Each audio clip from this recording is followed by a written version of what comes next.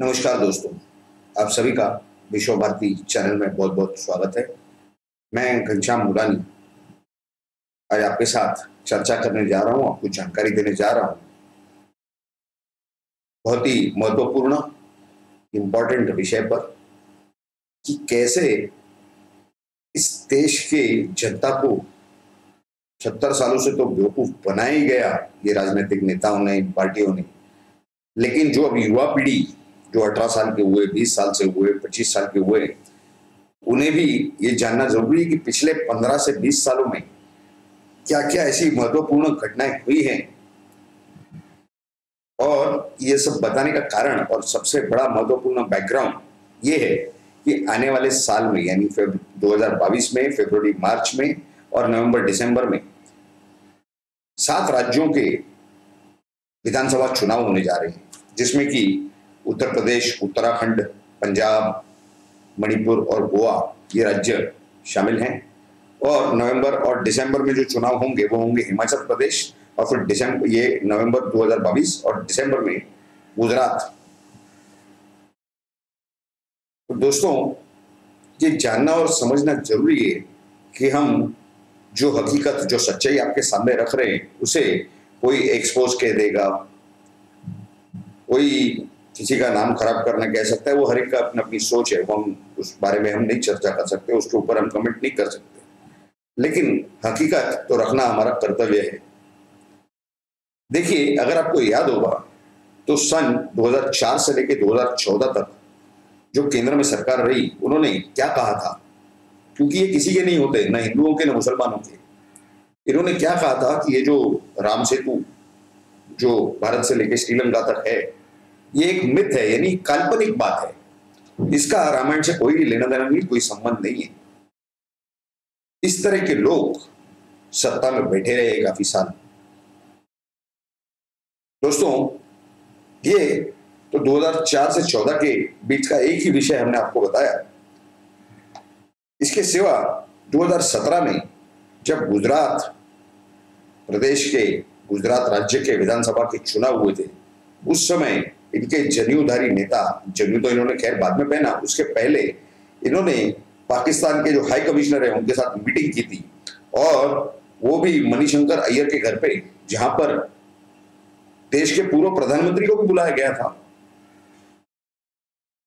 यानी इस तरह के ये लोग हैं, और उसके बाद अपनी बाजू संवारने के लिए ये जनेऊ पहन करके गुजरात घूम रहे थे, मंदिर में जा रहे थे। जिन्होंने जिंदगी में कभी मंदिर में कदम नहीं रखा, गुजरात की जनता को बेवकूफ बनाने के लिए जनेऊ पहन करके प्रचार कर रहे थे। ये दोगले, झूठे जनेऊधारी, इस तरह के लोग इस देश में हैं। अगर आपको याद होगा कि नरेंद्र मोदी सरकार आने के बाद जब इनकम टैक्स और ईडी ने जांच की थी, उस समय पी चिदंबरम जो इस देश के पूर्व गृह मंत्री, केंद्रीय गृह मंत्री और पूर्व केंद्रीय वित्त मंत्री, इनके खिलाफ सबूत पाए गए थे। ये पी चिदंबरम भागे थे Delhi high court, supreme court, high court, supreme court. आखिर में जब कहीं से कुछ नहीं मिला तो सीबीआई, इनकम टैक्स और ये सब जब इनके घर में घुस गए इन्हें अरेस्ट करने के लिए, तो वो लुंगी के अंदर, लुंगी पहने हुए दीवार फांद करके भागे। लाइव दिखाया गया टीवी पर, आप आज भी इंटरनेट पर चेक कर सकते हैं कि पी चिदंबरम किस तरह से भागे थे। खैर, बाहर जाकर के फिर वो फंस गए, वहां पर भी वो गिरफ्तार हो ही गए, काफी समय उन्होंने अंदर निकाला। लेकिन इस तरह के दोगले लोग इस देश में अस्तित्व इनका अभी तक है, ऐसे नेताओं का। इसके बाद अगर आपने देखा होगा 2020 के सितंबर या अक्टूबर में इन्हीं लोगों ने हाथरस में बलात्कार करवाया, गैंग रेप करवाए, और उसके बाद तमाशा करने गए वहां पर, और आग में घी डालने के लिए। इनका दोगलापन कैसा है हम आपको बताएंगे। इन्होंने सिर्फ हिंदुओं के साथ नहीं, मुसलमानों के साथ भी अत्याचार किया है, वो भी पूरी जानकारी हम आपको दे रहे हैं इसी वीडियो में। ये 2020 में जो इन्होंने हाथरस की ये जो घटना है खुद ही करवाई, खुद ही तमाशा करने गए और खुद ही वहां पर हिंसा भड़काने की कोशिश की। इस तरह के नेता आज भी, क्या कह सकते हैं कि आज भी लोगों को बेवकूफ बनाने का प्रयास कर रहे हैं, प्रयत्न करते रहते हैं। और कुछ लोग हैं ऐसे बेवकूफ बनने वाले, और इनके चमचों की तो कोई कमी नहीं। इन्हें पैसे मिलते हैं, ड्रग्स मिलते हैं, पता नहीं क्या क्या मिलता है, ये तो यही जाने, ये बताएंगे आने वाले समय में। 2021 में फिर इन्होंने करवाया लखीमपुर खीरी उत्तर प्रदेश में दोबारा, यानी पहले हाथरस, उसके बाद लखीमपुर खीरी। राजस्थान में हर आए हफ्ते में एक दो बलात्कार होते हैं, गैंगरेप होते हैं, कोई आवाज नहीं उठाता। क्यों? क्योंकि इसमें इनकी सरकार है, किसकी? बोगस जनेऊधारियों की। पंजाब में हर आए दिन कुछ ना कुछ लफड़ा खड़ा होता है, उसकी कोई टीवी मीडिया, न्यूज चैनल, कोई मेन स्ट्रीम मीडिया नहीं दिखाता, क्योंकि वहां सरकार है उनकी। लखीमपुर खीरी में फिर हिंसा भड़काने का काम इन्होंने किया। इसके बाद अगर आपको याद होगा, मतलब इसके भी पहले 2019 में जब 370 संविधान का 370 आर्टिकल हटाया गया, जम्मू कश्मीर को देश से पूरी तरह जोड़ने के लिए, पूरी तरह संलग्न करने के लिए, जो इन्होंने 1947 से 1950 से इन्होंने टेम्पररी प्रोविजन करके रखा था जुड़े रहने के लिए भारत के साथ, उसे दुरुस्त करना, उसे हटाना जरूरी था। जो प्रधानमंत्री मोदी जी के नेतृत्व में जो सरकार चल रही है 2014 से, उन्होंने एक काम किया, उन्होंने वो हिम्मत दिखाई, और वहां पर हिंसा रोकने के लिए इंटरनेट का बंद करना जरूरी था। यही काम उन्होंने किया, और उसके कुछ दिनों बाद ये जनेऊधारी आवाज उठाते हैं, ये कहते हैं कि अत्याचार कर रहे हो आप जनता के साथ, आप इंटरनेट कैसे बंद रख सकते हो। और इन्होंने खुद ने क्या किया, वो भी किस्सा सुनिए। इन्होंने कुछ मुसलमानों के युवाओं को, कुछ मुसलमानों के युवाओं को, सभी की बात नहीं कर रहे हैं, कुछ युवाओं को, खासकर मुसलमानों के, इन्हें भड़काया, इन्हें कान भरे। कौन से मदरसे से इन्होंने ये किया वो तो ये जाने, इनकी सरकार है वहां पर महाराष्ट्र में। इन्होंने नांदेड़ में, मालेगांव में और अमरावती में दंगे करवाए। क्यों? पुलिस उस समय, वो 1-2 घंटे जो दंगे हुए, पुलिस हाथ पे हाथ रख के बैठी थी, इनके सामने दंगे हो रहे थे, कुछ नहीं कार्रवाई की। उसके बाद दिखाने के लिए कार्रवाई चालू कर दी, जब तक सब जा चुके थे। 2 या 3 लोगों के खिलाफ इन्होंने केस दर्ज किया हर जगह पर, और उसमें कुछ नहीं आगे। 2 या 3 लोगों को गिरफ्तार दिखा दिया। अब वही लोगों को दिखाया है कि भारतीय जनता पार्टी के लोगों को गिरफ्तार किया है या कोई डमी गिरफ्तार किए, वो तो ऊपर वाला जाने। और इन्होंने क्या क्या सिग्नल, क्या मैसेज भेजना चाहता देश में, इन 7 राज्यों में जहां चुनाव होने जा रहे हैं, जैसे पंजाब हो, उत्तर प्रदेश, उत्तराखंड, गोवा, मणिपुर, हिमाचल प्रदेश और गुजरात। इन्होंने ये मैसेज भेजना चाहा मुसलमानों को कि हम आपके साथ खड़े हैं। देखिए, आप लोगों ने दंगा किया, आपके खिलाफ कुछ नहीं किया गया, आपके लड़कों के खिलाफ।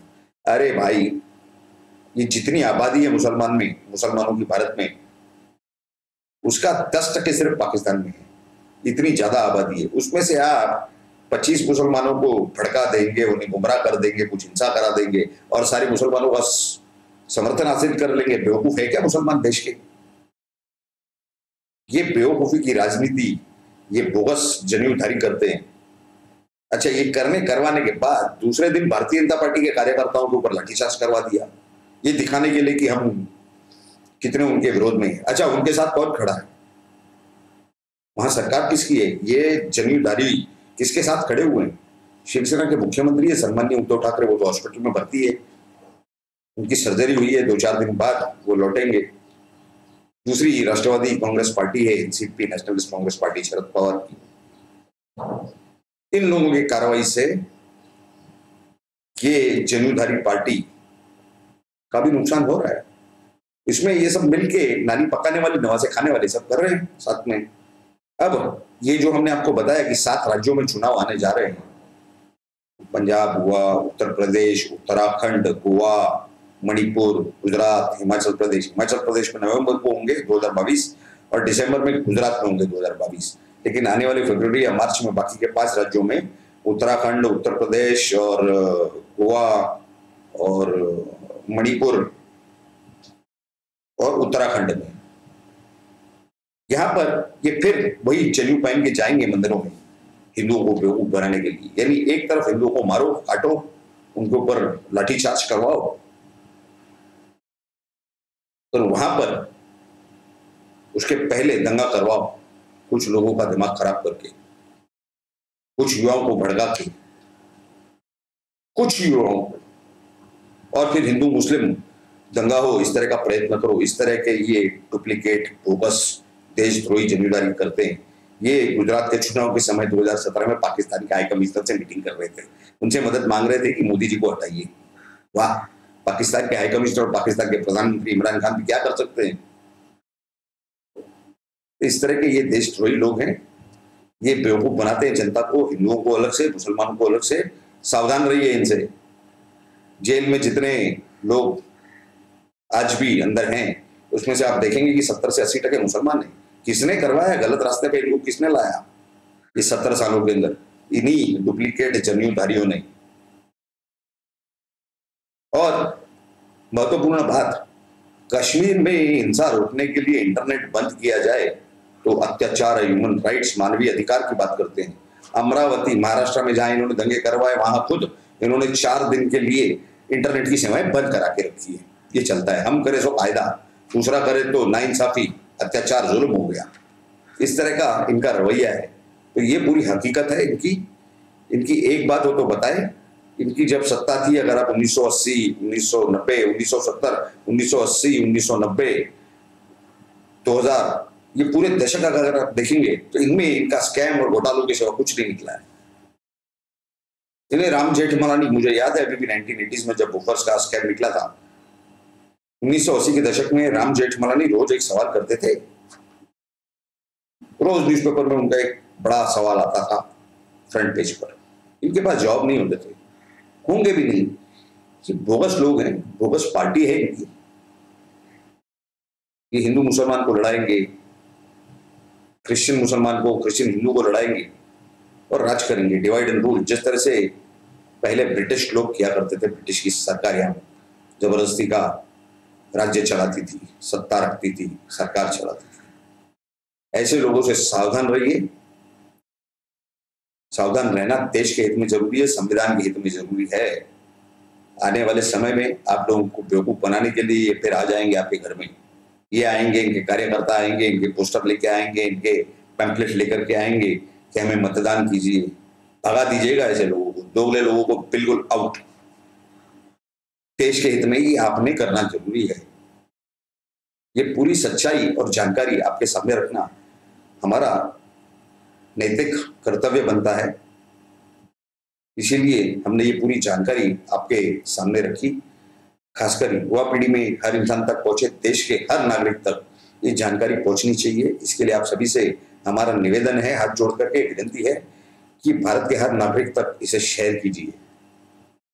अगर आपको हमारा वीडियो अच्छा लगा हो, इसका कंटेंट अच्छा लगा हो, तो इस वीडियो को आप जरूर लाइक कीजिए और सभी के साथ शेयर कीजिए। अगर आपने हमारे चैनल को अब तक सब्सक्राइब नहीं किया है तो जल्द से जल्द इस चैनल को सब्सक्राइब कीजिए और सब्सक्राइब बटन के बाजू में जो बेल आइकन का स्विच है उस पर क्लिक करके ऑल नोटिफिकेशन, यानी सभी नोटिफिकेशन को ऑन कर दीजिए, ताकि आपको हमारे हर वीडियो और हर एपिसोड की तुरंत नोटिफिकेशन प्राप्त हो और आप सबसे पहले आपको प्राप्त हो और सबसे पहले आपको वीडियो देख करके सही से जानकारी हासिल कर सके, प्राप्त कर सके।